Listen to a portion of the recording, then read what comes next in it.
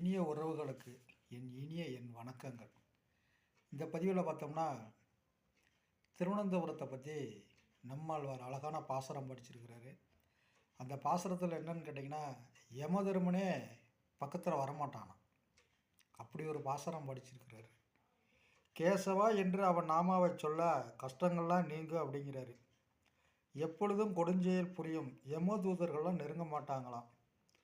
வண்டுகள் ரிங்கரிக்கும் தடாகங்களுடைய வயல்கள் சூழ்ந்த திருவனந்தபுரம் என்ற சேத்திரத்தில் விஷத்தையுடைய அனந்தாழ்வான் மீது விருப்பத்தோடு சயனித்திருக்கும் அவனை காண இன்றே நம்ம அங்கே போவோம் அப்படிங்கிறாரு.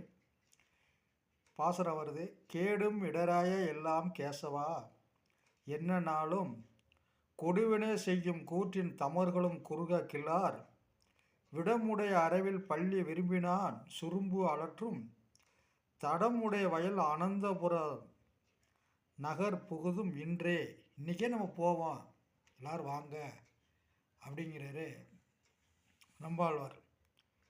அடுத்து சொல்கிறாரு, குருந்த மரங்களும் செருந்த மரங்களும் புன்னை மரங்களும் வாசனையோடு மலரும் தோட்டங்கள் நிறைந்து அவற்றின் அருகே குன்றன மாட மாளிகையில் உயர்ந்திருக்கும் திருவனந்தபுரத்தில் மாயவன் பத்மநாபன் என்ற பெயரில் பள்ளி கொண்டிருக்கான். அவன் ஒவ்வொரு நாமமும் 1000 நாமங்களுக்கு சமம். அவனை நினைத்து அதை சொல்பவர்களுக்கு பரமபதத்தை அடைவது திண்ணம் அப்படிங்கிறாரு. அதனால் இன்றைக்கே அந்த ஸ்தலத்தை போய் நம்ம தரிசனம் பண்ணிட்டு வருவோம் அப்படின்னு நம்மாழ்வார் சொல்கிறாரு.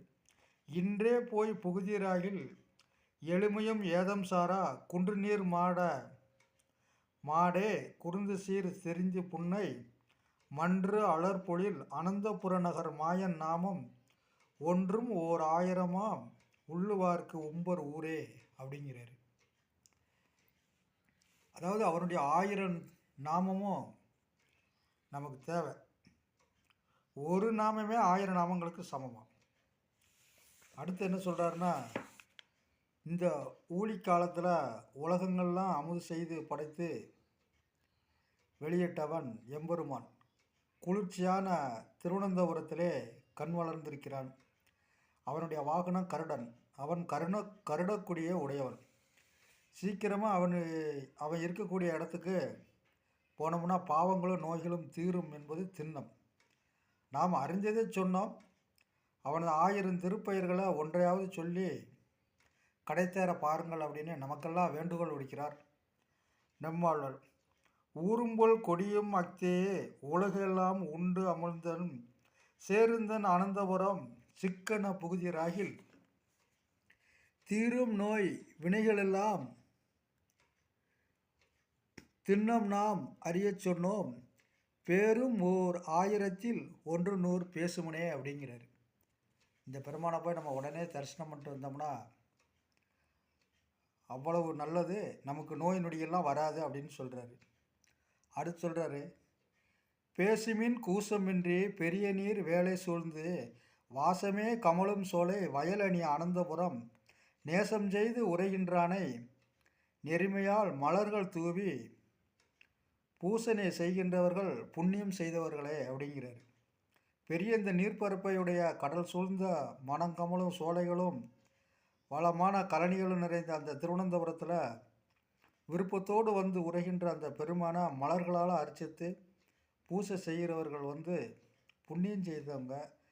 அவர்களது பாக்கியத்தை தயங்காமல் வெளி உலகத்துக்கு எடுத்து சொல்லுங்கள் அப்படின்னு நமக்கெல்லாம் வேண்டுகோள் விடுக்கிறார் நம்மாழ்வார். அடுத்து சொல்கிறாரு, புண்ணியம் செய்து நல்ல புனலோடு மலர்கள் தூவி எண்ணிமினி எந்தை நாமும் இப்பிறப்பு அறுக்கும் அப்பால் திண்ணம் நாம் அறியச் சொன்னோம், செறிபுழல் அனந்தபுரத்து அன்னவன் கமலபாதம் அணுகுவார் அமரர் ஆவார் அப்படிங்கிறார். செழிப்பான தோட்டங்கள் நிறைந்த அந்த திருவனந்தபுரத்தில் பத்மசாமி பள்ளி கொண்டிருக்கிறார். அவர் திருவடி தாமரைகளை அனுபவங்க தேவர்களாவாங்களாம். நல்ல நீர் கொண்டு திருமஞ்சரங்காட்டி பூக்களால் அர்ச்சனை செய்து தந்தையான அவனது நாமாக்களை சொல்லும் புண்ணியம் செஞ்சோம்னா பிறவி என்னும் சங்கிலியை நம்மளால் அறுக்க முடியுமா? இந்த அளவுக்கு நம்மாழ்வாருடைய பாசரம் இருக்குது. அவற்றையெல்லாம் நம்ம சேவிப்போம்.